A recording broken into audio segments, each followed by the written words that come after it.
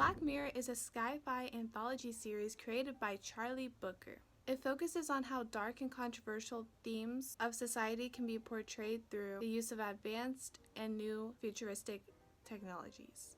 There are 5 seasons in total, and none of the episodes actually correlate with each other. This show, created by Brooker, gives you an insight on how society represents itself through the use of new advanced technologies and futuristic idealistic views. And it also gives you a really good insight on how life may be in the near future and how society is going to react to that. So in today's video, I'm really excited to explain to you guys my top 4 favorite Black Mirror episodes that give you a real insight of the society of today and how they may impact our future in the upcoming years. So if you really like Black Mirror as well, I suggest you subscribe to my channel so I can do more like movie reviews or TV reviews or something. I just really wanted to do this on Black Mirror because it's personally one of my all-time favorite shows now. If you really found this like helpful, I really suggest you go and watch these episodes. If you haven't watched them at all before, if you haven't even watched Black Mirror, please go and watch it. I really suggest you do. I suggest you guys watch this show because it really sends out a message about how people in our society act as of today. And through some of these episodes, it can really show you guys that. I think this is an amazing show, and let's get on with it. Starting off with the first episode of my list, we're going to start talking about Nosedive. The episode Nosedive is from season 3. This woman named Lacey Pound lives in a society where everyone rates each other on a scale of 1 through 5 stars, determining the self-worth of someone, or like Instagram where you double tap and said you rate. So Lacey then gets a FaceTime call from her longtime friend Naomi, and Naomi actually invites her to her wedding in the upcoming weeks. So Naomi actually wanted her longest and oldest friend to be at the wedding, so she tells her that she wants to be her maid of honor.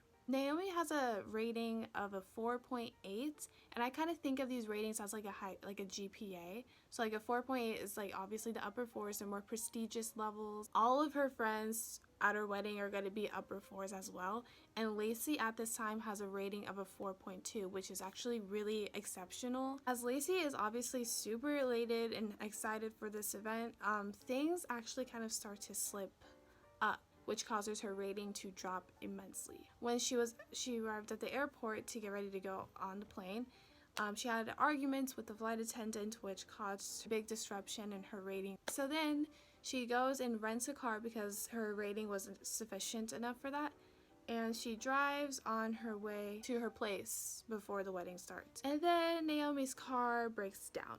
She had to go hitchhike. She gets in the truck with this woman who is like 1.9, 2.8, something like low. And the next day, she went on this bus with a group full of people. She kind of like lied. Oh, I'm going to the same convention as you guys. Can I hop on? Anyways, they kicked her off the bus because they found out that she was lying, like she's actually not going. Then Lacey ends up stealing a motorcycle and actually making it to Naomi's wedding. Lacey ends up giving a speech, a really great, like compelling speech that really opened my eyes. And mind you, she's here at this upper 4s event, like everyone's like prestigious, like it's fancy, and Lacey is just this like 1.9 just walking around. And I actually like typed this down on my computer because I couldn't like remember off the top of my head, but Lacey actually says this one line which like really sparked my eye. In this world, we're all so caught up in our own heads. It's easy to lose sight of what's real,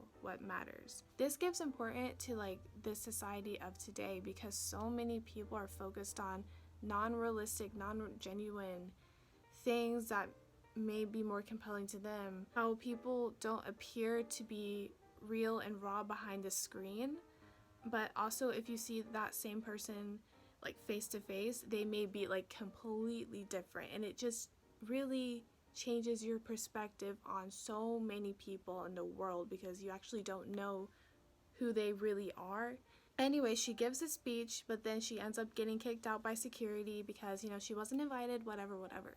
So then Lacey ends up going to jail. She's free to say whatever she wants. She's worn down, she's tired, and she's free now. And that's basically how the episode ends there. And I really think this episode symbolizes so many things of today. I just think it's super realistic of how the world actually may be developed in the future, with everyone like acting the exact same, because that's like how everyone on the internet acts. Is just the same, and they all want to fit in being the same. But it's okay to branch out and be different and be your own individual. Okay, so for the next episode, this one is probably by far the most action-filled one in my opinion, other than Metalhead, but like whatever. So this episode is called White Bear, and it is featured in season 2, I think episode 2, I think. In this episode, it's about a woman named Victoria who wakes up and loses her identity, loses who she is, just doesn't have any correlation of herself. She doesn't really understand what's going on. Is found waking up and looking at a bottle of pills on the floor that may be the cause of like why she's all weird. She ends up going outside and she yells for help because she's really confused, doesn't know what's going on, and she suddenly sees people filming her, like with their phones just in their hands, just filming and like watching and kind of laughing at her in a way. And she becomes like really, really freaked out, like just psyched out. Suddenly, a man with this mask that he's wearing has like this weapon and starts like charging for her. So Victoria like starts like running down the street, and then like more crowds of people are following her with their phones, just filming her, and they're not helping her and doing anything. They're just watching, laughing. All of a sudden, there is this girl who is noticing that she is like running down the street like really scared, and she's like, okay, come here with me. Like they hop into this man's car because he told her to get in. A lot of things happen over time then.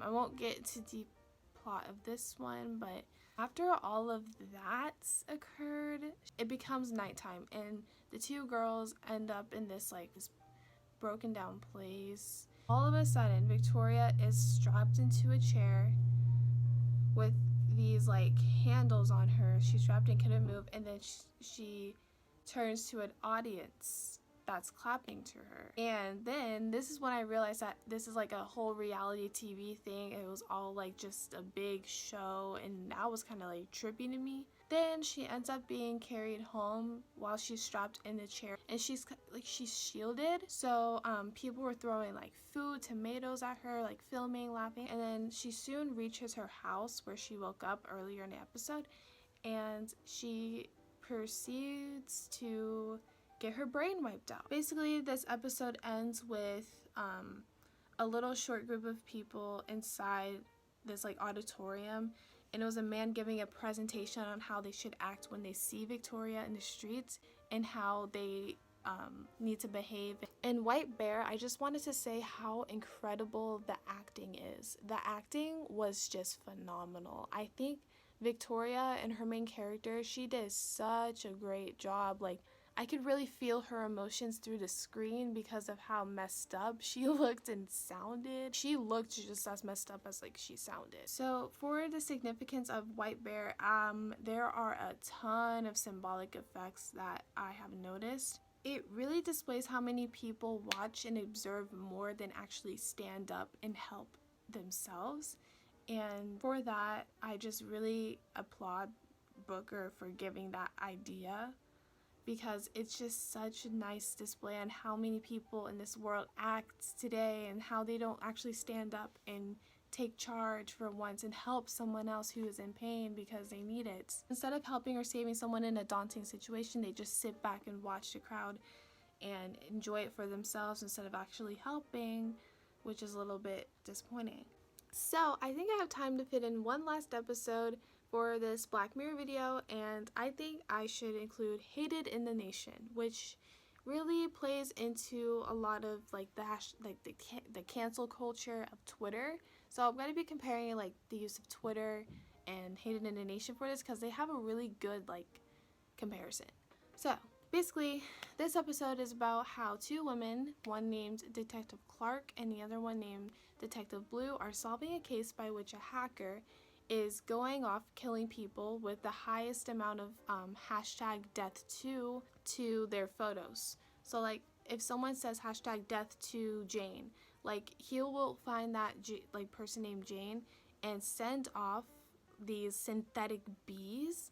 Yeah, they use these little bees, and they're basically like the murderers in this case, and they go target that person who the hashtag is directed to. The type of people who would get targeted for the hashtag death to are people who give out unpopular opinions about something, or people who or disagreeing with something, and a lot of people don't agree with what they say. So basically that's the whole premise of the episode. I'm not going to really describe the end because it's getting a little bit long. With how this relates to Twitter cancel culture, it can really describe how a lot of people on Twitter who wouldn't like someone, let's say like James Charles, like hashtag cancel James Charles because he's like, you know, manipulative, like liar, he's this, he's that. It's kind of the same, except you're not wishing death on them, you're just wishing for them to like get off like the fame of the internet.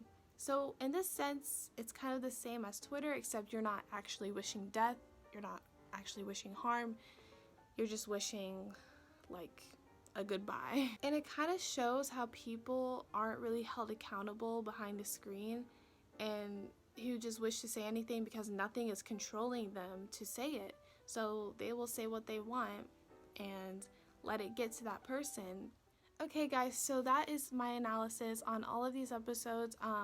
I just wanted to really talk to you guys about how much these episodes reflect society of today. And I think you guys should really watch the series if you have not already. It is still on Netflix. There's 5 seasons, but the episodes are like super long. And I really think you guys will reflect about yourself and about people of today, and you can really think about like where our society is turning in terms of like what these episodes display. So if you guys really enjoy the series, or if you already have watched the whole series like me, because I'm like addicted, please comment down below and tell me what you think. What's your favorite episode? Like, what do you like most about Black Mirror? What do you think Charlie Booker's intentions were in some of these episodes that I may not have mentioned? So please comment down below. I really would like to know from you guys. And yeah, hope you guys have a good day, and I'll see you guys later.